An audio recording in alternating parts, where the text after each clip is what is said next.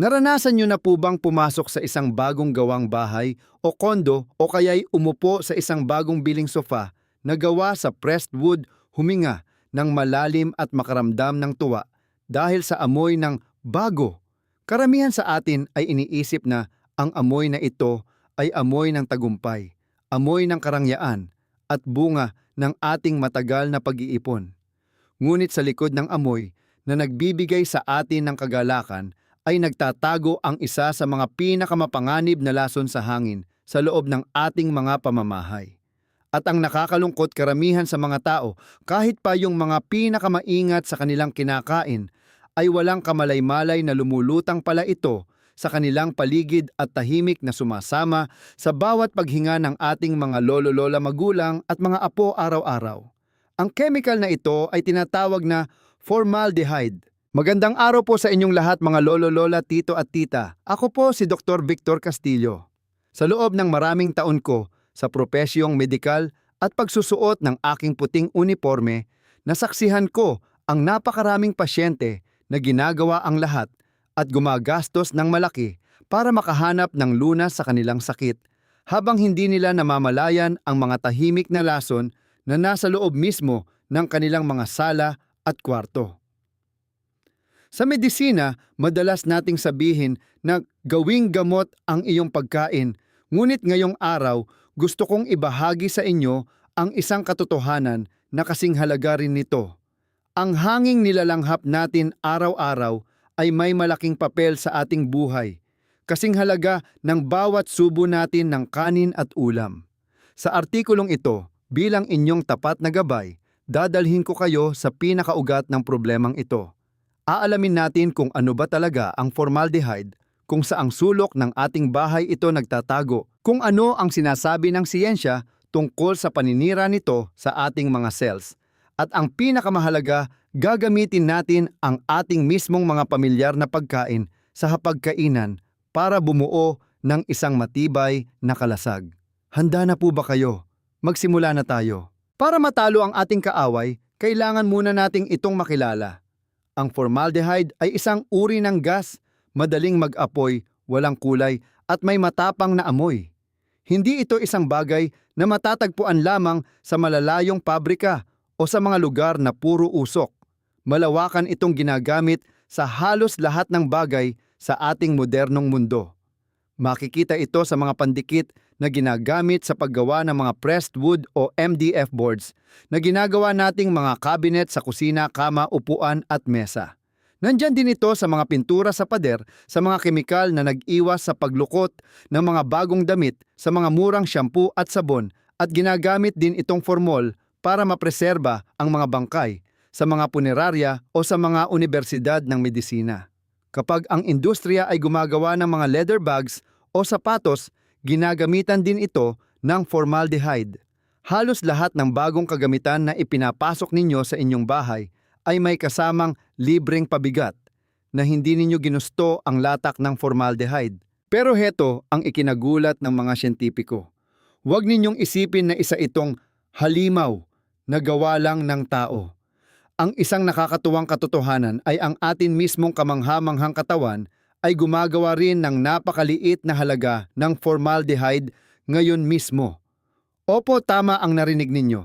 Sa ating pang-araw-araw na metabolismo, kapag ang ating katawan ay bumabasag at gumagawa ng mga amino acids o nag-aayos ng ating DNA, naglalabas ito ng kaunting formaldehyde na parang natural na basura ng katawan. Isa itong normal na proseso ng buhay. At ang ating may kapal ay hindi gumawa ng palpak na makinarya. Ang ating katawan ay may nakahandang napakagaling na sistema para linisin ito. Mayroon tayong natural na enzyme na tinatawag na formaldehyde dehydrogenase. Ang nag-iisang trabaho ng enzyme na ito ay magpatrolya, kolektahin ang natural na formaldehyde na ito at baguhin ito para maging formate, isang mas ligtas at hindi gaanong nakakalasong kemikal. Pagkatapos, ang ating matapang na atay ay sasalain ito, ipapasa ang formate sa ating dalawang bato at sa huli, ilalabas ito ng ating mga bato sa pamamagitan ng ihi ng ligtas at maayos. Kaya naman sa napakaliit at natural na dami ang formaldehyde ay kayang-kayang kontrolin ng katawan at hindi nakakasama. Ang katawan natin ay isang perpektong pabrika ng paglilinis. Ngunit ang trahedya sa ating modernong panahon ay ito. Hindi na lang ang kaunting natural na formaldehyde ang nilalabanan natin.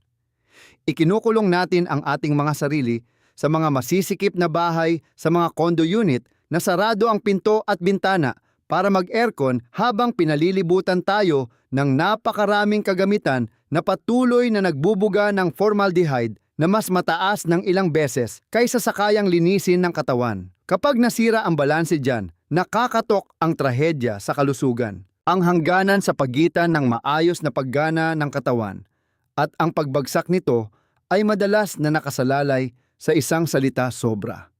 Kapag ang mga lolo-lola, tito at tita ay patuloy na nalalanghap ang mataas na level ng formaldehyde araw-araw, sa pamamagitan ng pag-ikot-ikot ng hangin sa loob ng saradong bahay, pagsusuot ng mga bagong damit na hindi pa nalalabhan ng maayos o paggamit ng mga panlinis na sobrang tapang ng artipisyal na amoy. Diyan na magsisimulang sumuko ang natural na sistema ng katawan na naglilinis ng lason. Kahit pa magtrabaho ng todo ang inyong atay at bato, hanggang sa sila ay mapagod, hindi nila kakayaning ilabas ang bumabahang lason na pumapasok sa inyong baga. At kapag nakatawid na ang formaldehyde sa ating unang depensa, didiretso ito sa daloy ng ating dugo, lalakbayin ang buong katawan at mag-uumpisa ng isang tahimik at malupit na paninira mula sa pinakaloob ng ating sistema. Sa mataas na dami ang formaldehyde ay hindi lang basta lumulutang. Ang pinakanakakatakot nitong kakayahan ay ang matinding pagkapit nito sa ating DNA at sa ating mga protina. Ang DNA, ang ating genetic material, ang mismong blueprint o plano na nagbibigay buhay at nagdidikta sa tungkulin ng bawat cell sa ating katawan. Ang mga protina naman ang nagsisilbing mga manggagawa o maliliit na makina na walang tigil na kumikilos para manatiling maayos ang ating katawan. Kapag kumapit ang formaldehyde sa DNA, binabasag nito ang mga hibla at sinisira ang ating blueprint. Ang mas malala kapag kumapit ito sa protina, binabago nito ang hugis ng protina na sa medisina ay tinatawag na protein misfolding. Para mas madali ninyong maintindihan, isipin po ninyo na ang protina sa katawan ay parang isang mamahaling barong Tagalog o seda na bestida na gusto ninyong itupi ng maayos at plansado bago ilagay sa inyong maleta. Ang formaldehyde ay parang isang malupit na kamay na kukunin ang barong na iyon, lulukutin ng husto hanggang maging isang magulong bola at pilit na isisiksik pabalik sa maleta. Hindi na ito magkakasya ng tama at hindi na rin magagawa ng barong na iyon ang kanyang silbi dahil sira na ang porma nito. Kapag nilukot ang mga protina sa ating katawan, hindi na nila magagawa ang kanilang tungkuling protektahan at panatilihin ang ating kalusugan. Pinapahina nito ang buong immune system at ang kakayahan ng katawang pagalingin ang sarili. Kung nangyayari lang ito minsan kapag nakaamoy tayo ng pandikit, kayang-kaya pa itong linisin ng ating katawan dahil sa tibay nito. Ngunit sa paglipas ng mga taon, ang tuloy-tuloy na paglanghap nito at patuloy na pagkasira ng ating mga molecules ang siyang nagiging dahilan ng mabilis na pagtanda, paghina ng mga lamang loob pabalik-balik na pamamaga, at ang pinakamasaklap na dulo nito ay ang kanser. Hindi po ito pananakot. Formal nang inilagay ng mga pinakamataas na ahensya ng kalusugan sa buong mundo ang formaldehyde sa listahan ng mga pinakamapanganib na sanhi ng kanser mula sa kapaligiran. May direktang connection ito sa nasopharyngeal cancer, isang malalang kanser na umaatake sa likod ng ilong at lalamunan na siyang unang daanan ng lasong gas na ito kapag tayo ay humihinga. Sanhi rin ito ng leukemia dahil kapag kumapit ang formaldehyde sa DNA at protina sa dugo, pinapamutate nito ang mga white blood cells na galing sa ating bone marrow. Bukod pa rito, ang lung cancer at chronic bronchitis ay madalas ding tumatama sa mga taong laging nakakulong sa kapaligirang puno ng kemikal na ito. Sa puntong ito marahil ay nakakaramdam na ng takot at pag-aalala ang marami sa inyo. Ngunit huminahon po kayo dahil nandito ako hindi para manakot kundi para ibigay sa inyo ang susi sa solusyon. Bago tayo magpatuloy sa mga gintong solusyon mula sa ating hapagkainan, kailangan ko po ng kaunting pabor. Napansin ko po sa mga mensahe at komento na marami na palang nanonood ng aking mga video pero hindi pa nakapag-subscribe sa ating channel. Pwede po bang pakicheck nyo lang sandali kung nakasubscribe na kayo? Libre po ito, 2 segundo lang, at malaking tulong ito para mas maraming tao ang maabot ng channel na ito na katulad ninyo mga taong naghahanap ng tamang impormasyon sa kalusugan na base talaga sa siyensya. Ang inyong suporta ay walang kasing halagang inspirasyon para patuloy akong maglingkod. Gaya ng nasabi ko, ang ating atay at 2 bato ang gumagawa ng pinakamabibigat na trabaho. Pinipilit na buhatin ang epekto ng ating modernong pamumuhay. Ang atay ay parang planta na nagsasala ng lason habang ang mga bato ay ang pumping station na nagtatapon ng mga basura. Para maprotektahan nila tayo sa formaldehyde, kailangan muna natin silang alagaan ng tama. Kung patuloy nating sinisira ang ating atay sa pamamagitan ng sobrang pag-inom ng alak o pagkain ng labis na nauuwi sa fatty liver, paano pa magkakaroon ng lakas ang atay para linisin ang formaldehyde mula sa bagong carpet o cabinet sa inyong kwarto? Paano makakapaglabas ng lason ang ating mga bato kung nagtatrabaho tayo maghapon at nakakalimutang uminom ng tubig na nagiging dahilan ng pagkatuyo ng ating sistema? Ang pagprotekta sa katawan ay nagsisimula sa pag-unawa at pagmamahal sa ating mga lamang loob na tahimik na nagtatrabaho araw-araw para sa ating buhay. Mga lolo, lola, tito at tita, minsan masyado tayong abala sa paghahanap ng mga mahiwagang gamot sa malayo o mga mamahaling imported na food supplements. At nakakalimutan natin na ang pinakadakilang parmasya ng sangkatauhan ay inihanda na ng may kapal mismo sa ating mga palengke at mismong sa ating mga simpleng hapagkainan dito sa Pilipinas. Para tulungan ang atay at bato na sipain palabas ng katawan ang formaldehyde at iba pang lason, meron tayong mga makapangyarihang natural na sandata. Magsimula tayo sa maestro ng paglilinis ng katawan. Ang atay. Paano natin ito bibigyan ng karagdagang lakas? Una sa lahat ay ang mga cruciferous vegetables.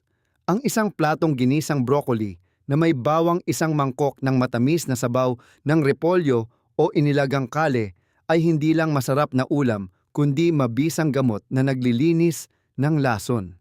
Ang mga gulay na ito ay may mga mahiwagang compound na gumigising at nagpapalakas sa mga natural na detox enzymes sa atay.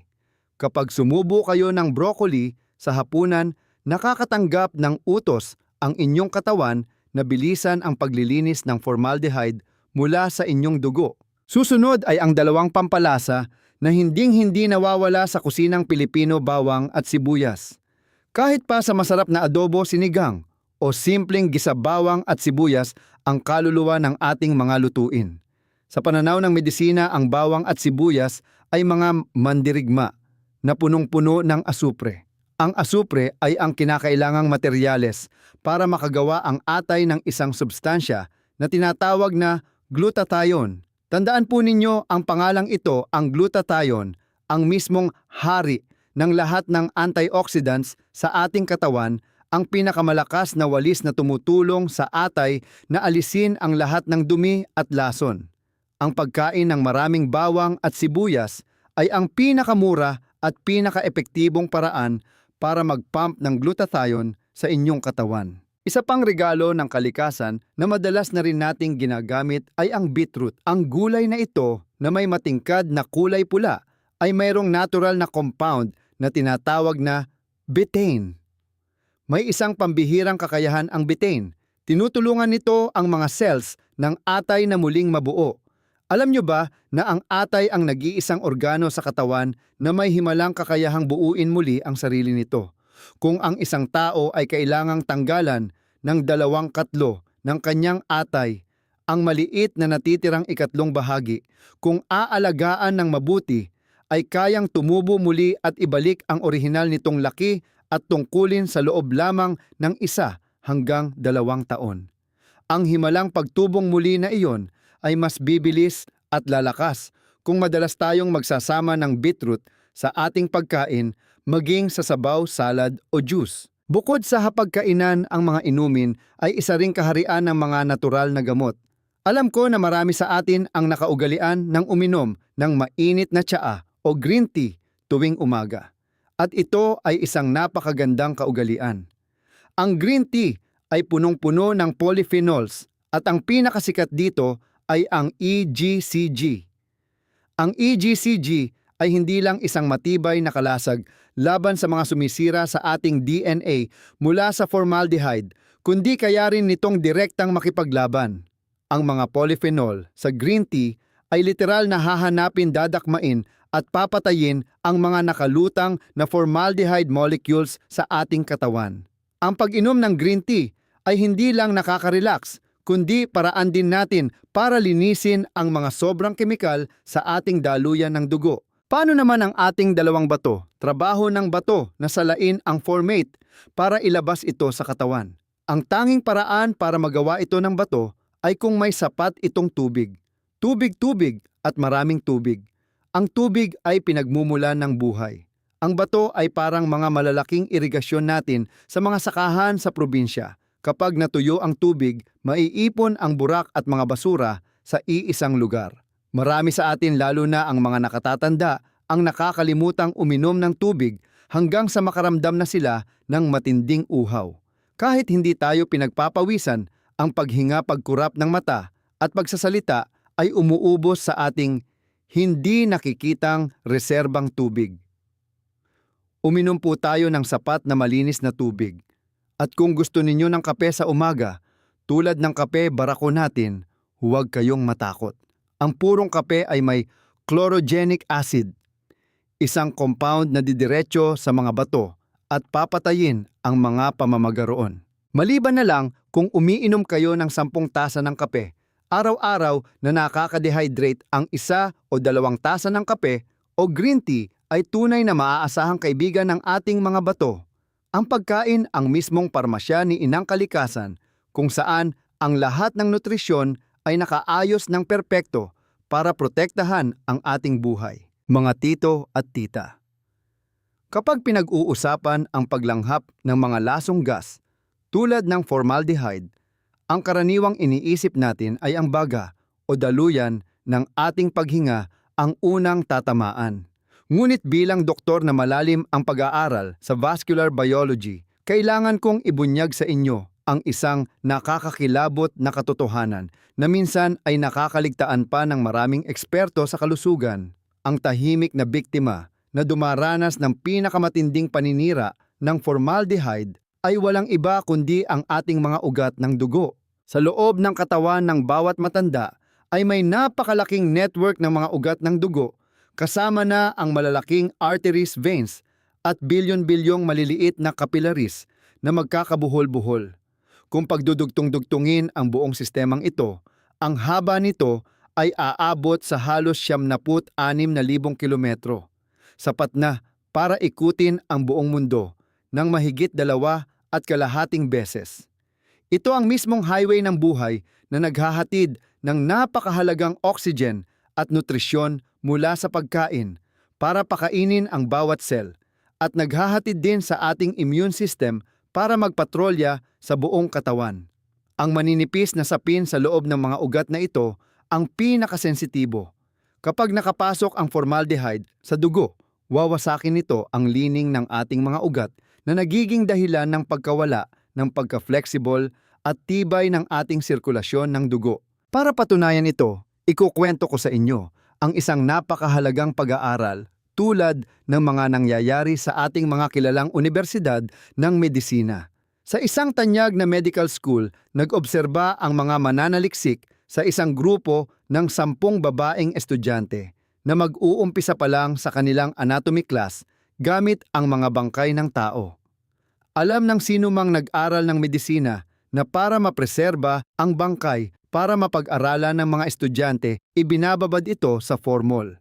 Kahit pa nakasuot ang mga estudyante ng lab gown, mask, gloves at may exhaust fan ang kwarto, sa sandaling bumukas ang pinto, sasalubungin pa rin ang inyong ilong ng matapang na amoy ng formaldehyde, didikit sa inyong damit at tatak sa inyong isipan sa loob ng maraming taon. Sinukat ng mga mananaliksik ang kondisyon ng mga ugat ng dugo ng mga babaeng estudyanteng ito bago at pagkatapos nilang gawin ang klase sa morgue.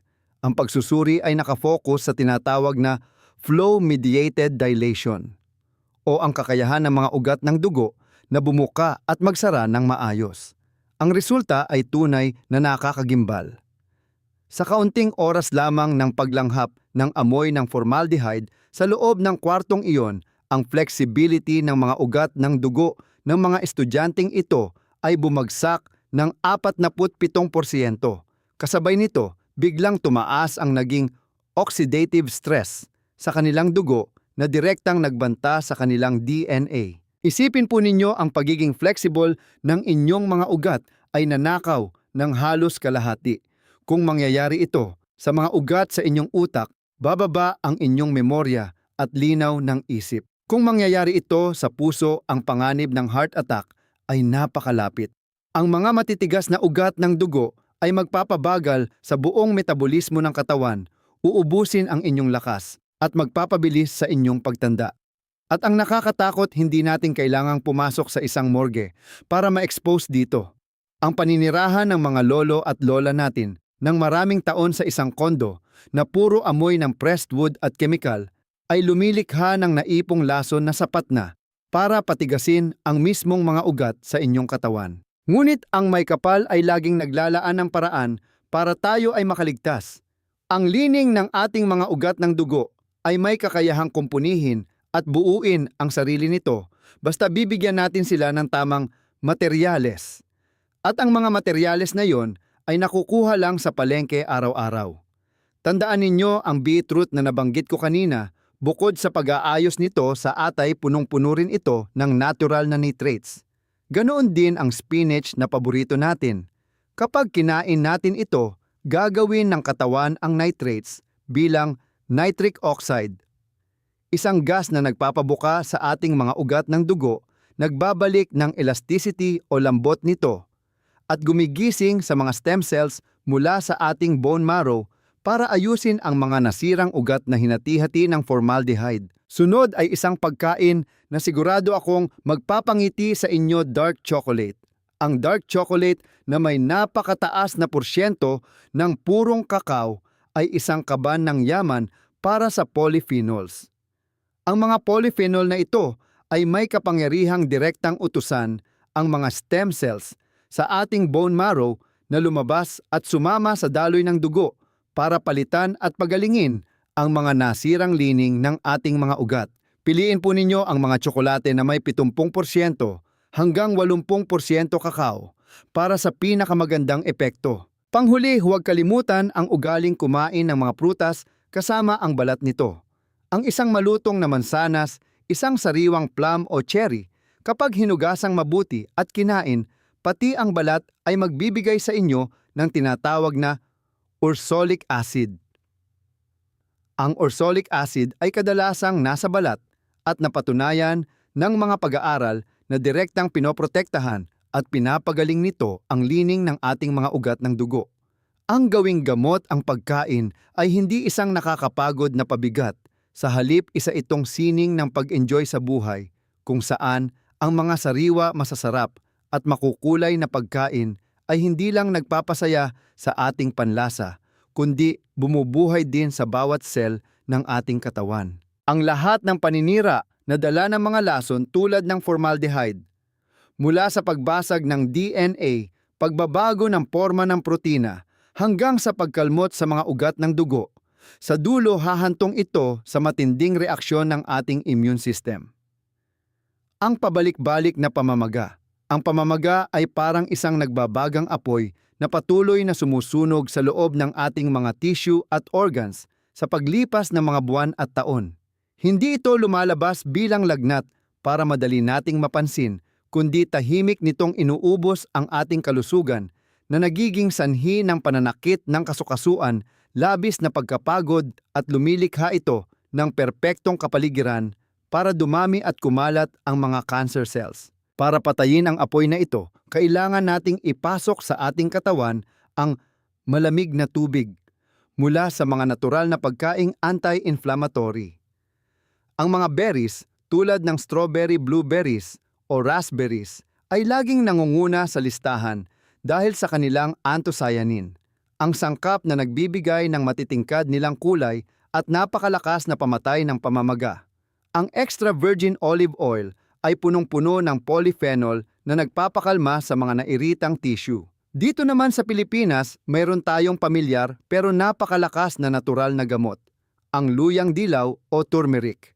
Ang curcumin sa luyang dilaw ay isa sa mga pinakamalakas na anti-inflammatory na nadiskubre ng medisina. Isang maliit na payo para sa mga tito at tita, palaging samahan ng kaunting paminta ang inyong luyang dilaw tuwing nagluluto.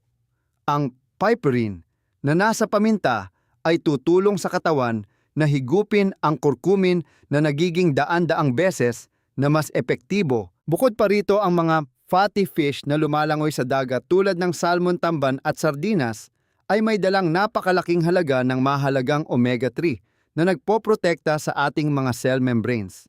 Kung kayo naman ay strictly vegetarian, huwag mag-alala, ang mga dinurog na flaxseed at chia seeds ay nagbibigay rin ng sapat na omega-3 para magamit ng katawan. At hindi rin natin pwedeng kalimutan ang mga pulang kamatis na puno ng lycopene, isang antioxidant at anti-inflammatory na nagpoprotekta sa prostate ng mga kalalakihan at lumalaban sa mga free radicals na sumisira sa katawan. Ang tamang pagkain ay ang paglalagay natin ng mga natural na fire extinguishers sa buong katawan. Ngunit mga lolo at lola, kung patuloy tayong nag-iigib ng tubig palabas sa isang bangkang may butas nang hindi man lang tinatakpan ang butas na yon, mawawala ng saysay ang lahat ng ating ginagawa. Ang pagkain para maglinis ng lason ay kinakailangan, ngunit ang pagputol mismo sa pinagmumulan ng formaldehyde sa loob mismo ng inyong bahay ay ang pinakamatalino at pinakamatibay na solusyon. Naiintindihan ko ang nakagawian na natin sa lungsod dahil takot tayo sa usok, polusyon at ingay sa labas ng kalsada. Lahat ng bahay at kondo ay nakasara ang mga bintana at naka-aircon, maghapon at magdamag. Hindi natin namamalayan na gumagawa na pala tayo ng isang saradong kahon ng lason kung saan ang formaldehyde mula sa ating mga kama, sofa at mga panglinis sa bahay ay hindi makalabas at naiipon lang sa ating paligid. Ang unang hakbang na pinakasimple sa lahat, buksan ang inyong mga bintana tuwing maagang umaga o bago lumubog ang araw. Buksan ang mga bintana para pumasok ang sariwang hangin at itaboy palabas ang nakukulong na nakakalasong hangin.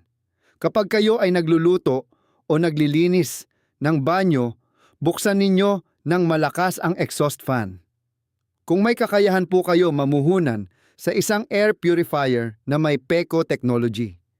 Isang teknolohiya na hindi lang nag-iipon ng alikabok kundi sinisira at binabasag mismo ang mga kemikal na istruktura ng formaldehyde.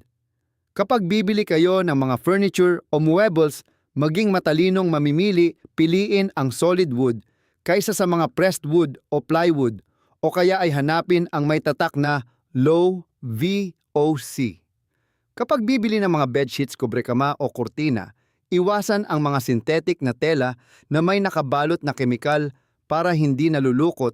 Sa halip ay piliin ang mga simpleng ngunit preskong cotton o linen. At mangyari po lamang na itanim ito sa inyong mga puso.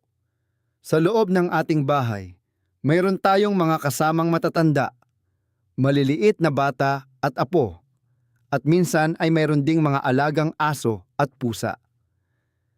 Ang mga bata ay mas mabilis huminga at maliit ang baga, kaya mas malaki ang porsyento ng hangin na kanilang nalalanghap kada kilo ng kanilang timbang kumpara sa ating mga matatanda.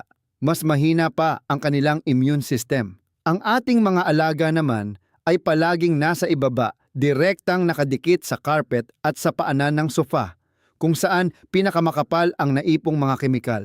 Sa pagpapanatiling malinis ng hangin sa ating bahay, hindi lang natin inililigtas ang ating sarili, kundi ginagamit natin ang ating mga kamay para protektahan ang mga maliliit na buhay na pinakamamahal natin sa mundong ito. Sa mga huling oras ng hapon kapag palubog na ang araw, madalas akong umuupo sa balkonahe ng tahimik at humihinga ng malalim para sa sariwang hangin. Sa mga sandaling iyon, nare-realize ko na ang kalusugan ay hindi isang malayo o komplikadong bagay. Nakasalalay ito sa kung paano natin pinapahalagahan ang bawat paghinga natin sa kapayapaan ng isang malinis na pamamahay na walang artipisyal na amoy ng chemical. Ang tunay na tahanan ay hindi ang lugar na puno ng mga magagarbong muebles na nakakasunog ng ilong dahil sa amoy, kundi ang lugar kung saan umaalingaw-ngaw ang malinaw na tawa ng ating mga apo at kung saan ang mga lolo at lola ay nakakainom ng tsaa nang hindi inuubo. Ang pagpapanatili ng isang malinis na tahanan ay ang ating paraan ng pagpapahalaga sa buhay na ipinagkaloob sa atin ng may kapal. Ang paglalakbay tungo sa paggaling at pag-iwas sa sakit ay hindi kailanman dapat mag-umpisa sa takot. Sa halip ito ay nagsisimula sa kaalaman at sa mga maliliit ngunit makapangyarihang hakbang na kayang-kayang kontrolin ng bawat isa sa atin. Sa buong artikulong ito, pinag-aralan natin ang katotohanan tungkol sa formaldehyde, isang hindi nakikitang kalaban na palihim na pumapasok sa loob ng ating pamamahay na akala natin ay pinakaligtas sa lahat. Naintindihan natin ang hirap ng ating atay at bato sa pagtanggal ng mga lason at narinig natin ang paghingi ng tulong ng ating bilyon-bilyong ugat ng dugo na unti-unting naninigas at nawawalan ng tibay. Ngunit higit sa lahat nakita natin ang liwanag ng pag-asa. Ang katawan ng tao ay isang perpektong sining na may napakagandang kakayahang ayusin at pagalingin ang sarili nito basta't mabigyan lamang natin ito ng tamang sandata. Hindi na kailangan ng mga pambihirang imbensyon o mamahaling panggagamot. Ang solusyon ay nasa inyong sariling mga kamay tuwing kayo ay mamamalengke. Ang isang bungkos ng berdeng broccoli, ilang pulang beetroot, isang mainit na tasa ng green tea, o ilang butil ng bawang at sibuyas na iginisa sa olive oil. Lahat ng ito ay mga himalang gamot ng kalikasan na kayang sirain ang mga lason, buuin muli ang atay at ibalik ang lambot ng inyong mga ugat ng dugo. Ang pagkain ang mismong pinakamahusay, pinakabanayad at pinakamatibay na gamot para sa atin. Pagkatapos po ninyong mabasa ang artikulong ito, hinihiling ko mula sa aking puso na sana'y tumayo kayo maglakad sa loob ng inyong bahay at gumawa ng pagbabago. Tignan ninyo ang ilalim ng inyong lababo, ilabas ang mga murang panlinis na sobrang tapang ng amoy kemikal at lakasan ninyo ang inyong loob na itapon ito sa basurahan. I-check ninyo ang inyong mga lumang MDF/pressed wood na cabinet na naglalabas ng kakaibang amoy. Buksan ng malawak ang mga bintana sa inyong sala para papasukin ang sariwang hangin at biyaya ng kalikasan kahit isang oras lang araw-araw. Mamayang gabi, maghain kayo ng spinach na may bawang o kaya'y kumain ng mansanas kasama ang balat para sa inyong dessert.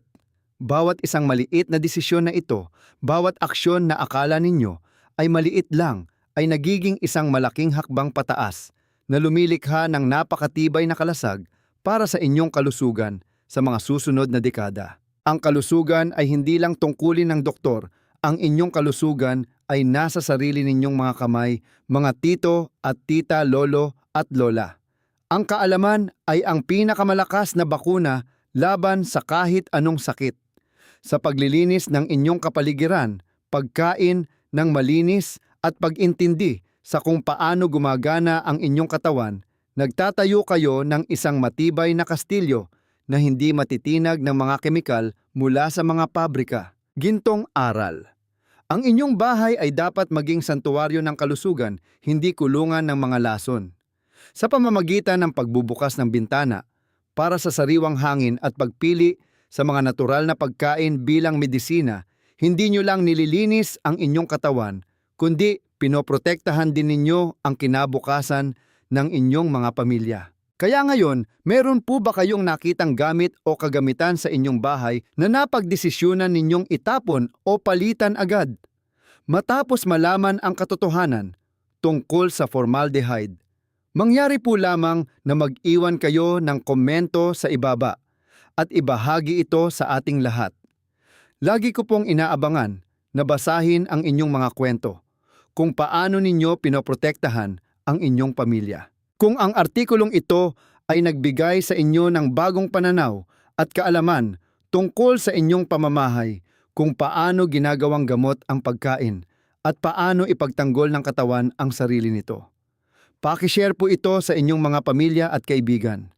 Huwag kalimutang i-click ang subscribe button para hindi ninyo mapalampas ang mga totoo at base sa siyensyang impormasyon tungkol sa kalusugan na nagmumula sa puso ng isang doktor.